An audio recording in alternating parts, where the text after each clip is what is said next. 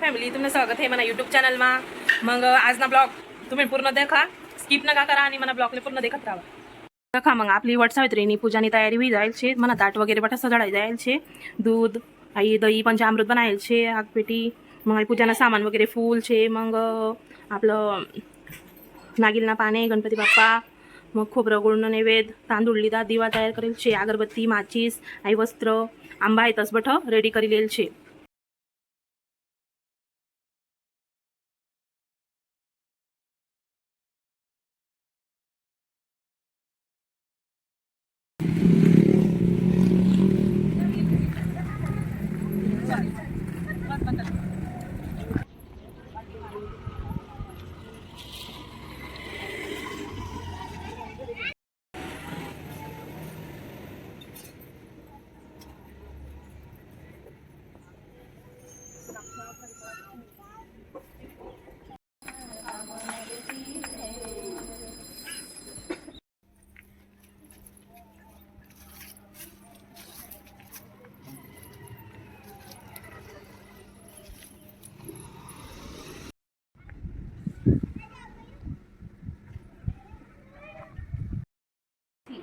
પોતાના સ્વામીનો 100 વર્ષનું આયુષ્ય માટેની પ્રાર્થના કરવી। વડની પૂજા કર્યા પછી સતી સાવિત્રીની વાર્તા વાંચવી। સાંભળનારે એકાગ્ર ચિત્તે વાર્તા સાંભળવી। પૂનમના દિવસે વ્રત પૂર્ણ થયા પછી સોહાગણ સ્ત્રીઓને ચાંદલા કરવા પછી પારણા કરવા। આ વ્રત કરનાર સ્ત્રીનો ચૂડી ચાંદલો અખંડ રહે છે।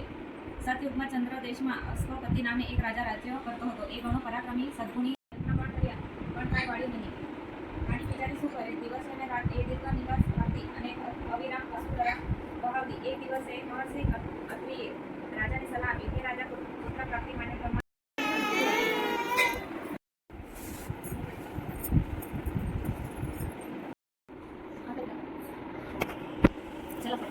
હાલો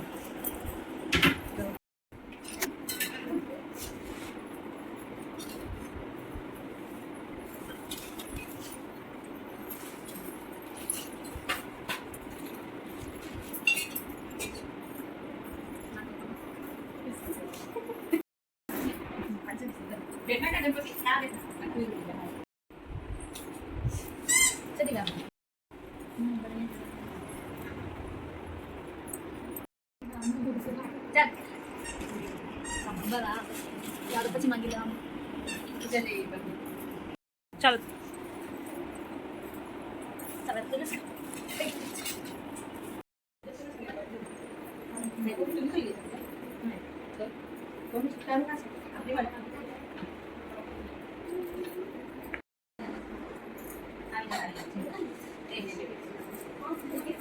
ચાલો તો તમને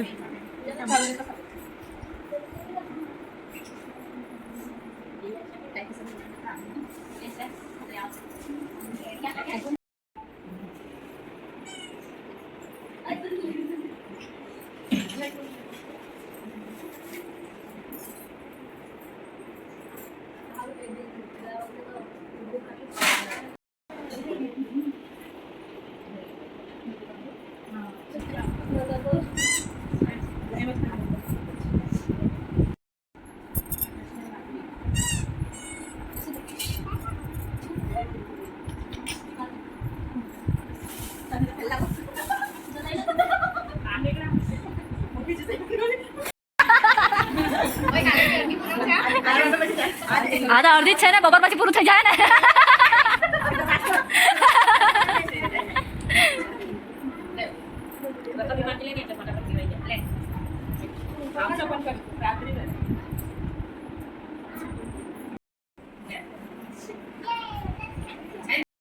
तुम्हाला मग मला व्हिडिओ आवडला तर मला व्हिडिओला लाईक करा, शेअर करा, कमेंट करा आणि सबस्क्राईब करा। जय महाराष्ट्र, जय खानदेश।